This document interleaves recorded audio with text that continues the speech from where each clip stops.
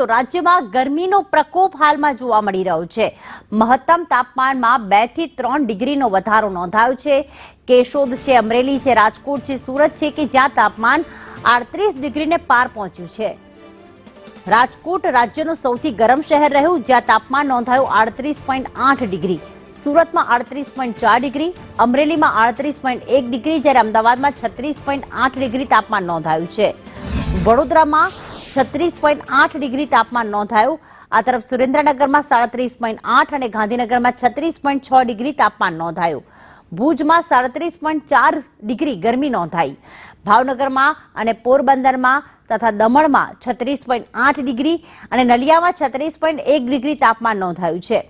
ફેબ્રુઆરીના હવે છેલ્લા 2 દિવસ છે, આજે અને આવતીકાલે, અને એવા સમયમાં જ માર્ચ અને એપ્રિલમાં જે પ્રકારે ગરમી નોંધાતી હોય છે એ ગરમી હાલમાં જ ગુજરાતવાસીઓ તેનો અનુભવ કરી રહ્યા છે। તો માર્ચ, એપ્રિલ, મે અને જૂન મધ્ય સુધી ગરમીમાં શેકાવા માટે ગુજરાતવાસીઓએ તૈયાર રહેવું પડશે, કારણ કે અત્યારથી જ 38 ડિગ્રી ઉપર તાપમાન નોંધાઈ રહ્યું છે।